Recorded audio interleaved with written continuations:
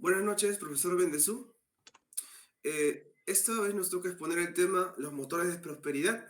¿Por qué fracasan los países? De este exitoso libro, el cual estamos interpretando para poder verlo en casos en Perú y una pequeña definición en lo que es mi parte.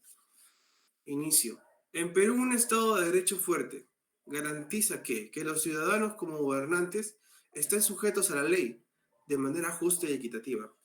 Esto previene una concentración excesiva de poder y protege los derechos fundamentales de las personas. Sin embargo, en algunos casos, la ley no se aplica de una forma equitativa, lo que resalta la necesidad de fortalecer y vigilar nuestras instituciones legales. En este pequeño ejemplo, lo tomamos del libro en el caso de Estados Unidos de Frank Roosevelt en el año de 1930 a comparativa del caso de Perú de Alberto Fujimori. En Estados Unidos, Roosevelt en el año 1930 intentó manipular el poder judicial, como ampliando la Corte Suprema con jueces afines a sus políticas del New Deal. El Congreso de Estados Unidos, como lo enfrentó, rechazó esta maniobra para proteger el equilibrio de poderes y su democracia. ¿Y cómo pasó en Perú? ¿Cómo se asemeja? Alberto Fujimori. Fujimori intentó manipular el sistema judicial, pero al final no funcionó, por lo que fue juzgado y condenado por violaciones de derechos humanos.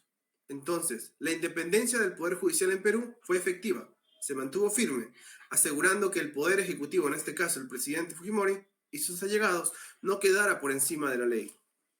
Una pequeña conclusión sería de lo que pude observar en el libro y lo que he expuesto, es que el libro nos brinda una visión clara de cómo un Estado de derecho fuerte se manifiesta, destacando la capacidad de mantener la legalidad, el Estado de Derecho en Perú, y cómo el Perú tiene esa resistencia ante los intentos de manipulación del poder y concentración de las autoridades, a diferencia de Venezuela, en el cual el actual presidente y el anterior, Hugo Chávez, y en este caso Maduro, aún se conservan siendo casos de dictadura. En los ejemplos, en cambio, también se observa cómo las instituciones judiciales y políticas actuaron para preservar el Estado de Derecho. Estados Unidos y Perú, los intentos de concentración de poder fueron contrarrestados para proteger la justicia y equidad. Doy pase a mi compañero. Bien, continuando con la exposición, el siguiente punto son las instituciones inclusivas. Uno de estos puntos para establecer las instituciones inclusivas es la distribución de poder político. Esto nos permite de que todo el poder no esté concentrado solamente en un grupo social, sino que esté dividido en distintos organismos. En cuanto a la democracia y la participación, nos permite, por ejemplo, a nosotros los ciudadanos participar dentro de las elecciones de nuestros gobernantes, en unas elecciones justas y limpias. El siguiente, por favor, Rey.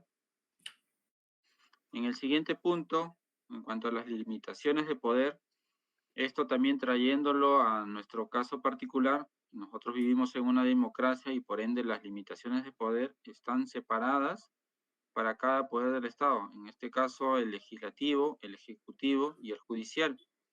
Y en cuanto a la transparencia y la rendición de cuentas, esto lo podemos ver también en nuestro caso cuando le exigimos a nuestros gobernantes que rindan cuentas sobre sus acciones, sobre sus proyectos, incluso hasta todos los gastos que realizan en sus viajes.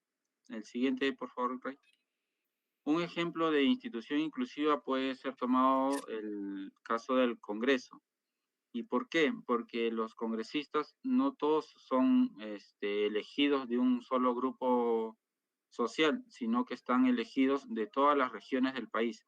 Entonces, de esta manera, el Congreso es una institución inclusiva, ya que escucha, bueno, en teoría, todas las peticiones de todas las regiones mediante la representación de sus congresistas.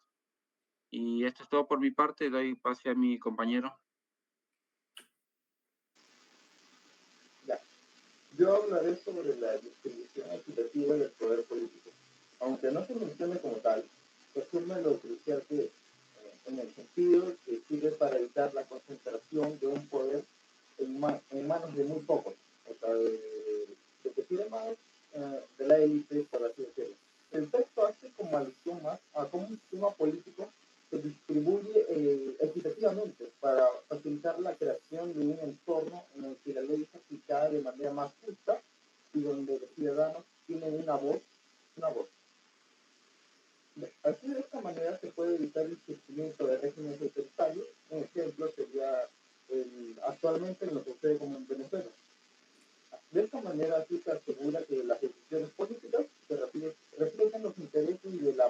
parte de toda la sociedad.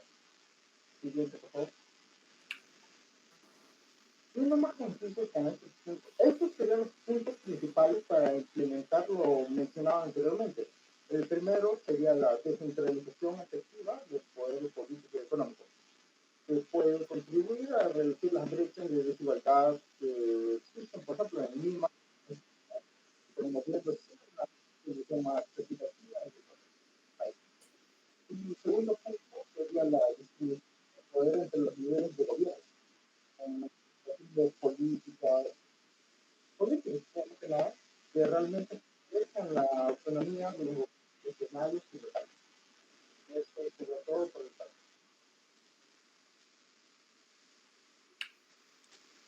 Bueno, ahora hablaré sobre el acceso a la educación y oportunidades. Como bien sabemos, en el Perú, el acceso a la educación, bueno, hay dos métodos, la educación pública y la educación privada, pero la educación pública se diferencia de la privada, que la educación pública es gratuita, o sea, no tienes que pagar ningún tipo de matrícula, ningún tipo de mensualidad, puedes ir a estudiar tranquilamente.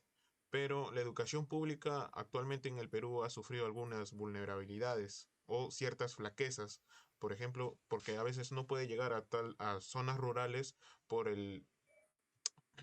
por la distancia y muy aparte también en las zonas poblacionales más vulnerables, como pueden ser la sierra o incluso la selva.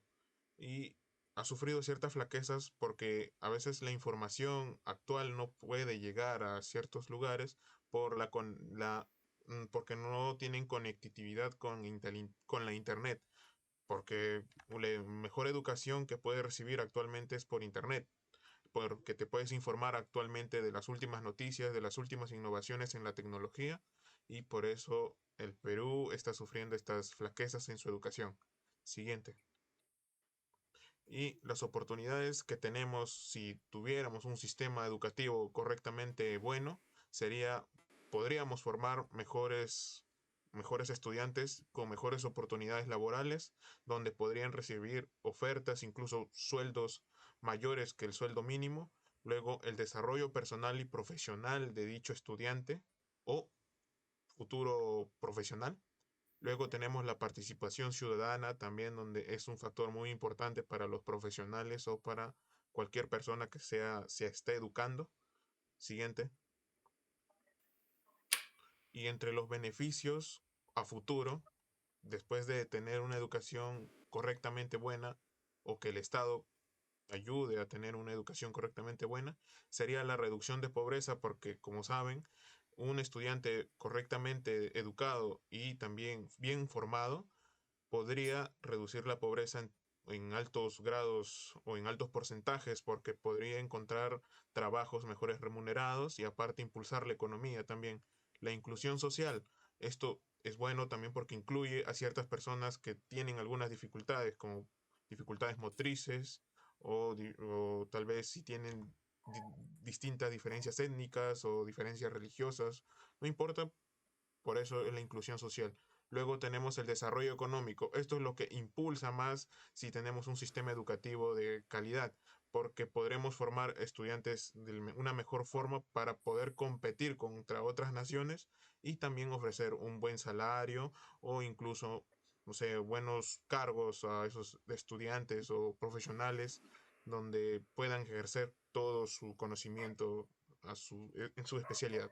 Siguiente. Luego tenemos el avance tecnológico. Esto ayudaría también demasiado incluso a los estudiantes para poder saber sobre las últimas noticias, las últimas innovaciones o las últimas informaciones de que está ocurriendo en el mundo. Pero también se podría considerar incluso aliado a la mejora de la salud, porque si la tecnología avanza, el sistema de salud mejora. Tendremos doctores mejores capacitados, que incluso máquinas muy bien desarrolladas que ayuden también a los doctores en cuanto a sus labores. Y luego tenemos la igualdad de género, donde también ayudaría demasiado esto, donde ya dejaríamos esa segregación de decir, ah, tú eres de tal especialidad, entonces no eres nadie, no eres, y esas cosas, ¿no? Luego, y bueno, aquí terminamos con el acceso a la educación y oportunidades. Y le doy pase a mi compañero. Bien, continuando con la exposición, como siguiente y último punto tenemos el crecimiento económico sustentable y diversificado, que es un resultado directo de las instituciones inclusivas que fomentan la innovación, la inversión y el desarrollo de habilidades. En el libro se menciona que las economías con instituciones inclusivas, como los países de Estados Unidos y Corea del Sur, han prosperado debido a su capacidad para adaptarse y evolucionar. Esto implementando cambios que promueven la equidad y la inclusión económica, asegurando de esta manera un desarrollo a largo plazo. Como un primer ejemplo tenemos el crecimiento económico en el país de China, ya que en las últimas décadas, aunque basado en instituciones extractivas, muestra cómo el crecimiento en este país puede ser sustentable solo hasta cierto punto. Sin reformas políticas hacia instituciones más inclusivas, el crecimiento chino enfrenta limitaciones significativas y el riesgo de estancamiento. Como siguiente ejemplo tenemos la industrialización de la Unión Soviética. En este país se logró un rápido crecimiento económico a través de la industrialización bajo instituciones extractivas, utilizando recursos estatales de manera intensiva. A pesar de esto, este crecimiento no fue sostenible a largo plazo debido a la falta de innovación y flexibilidad económica. Y como último ejemplo tenemos el crecimiento en Corea del Sur, que a diferencia de los países de China y la Unión Soviética, Corea del Sur experimentó un crecimiento económico sustentable y diversificado al establecer instituciones políticas y económicas inclusivas. Estas instituciones fomentaron la innovación, la inversión extranjera y el desarrollo de una economía dinámica y flexible. Siguiente. Bien, hasta aquí con la exposición. Agradecemos su atención y muchas gracias.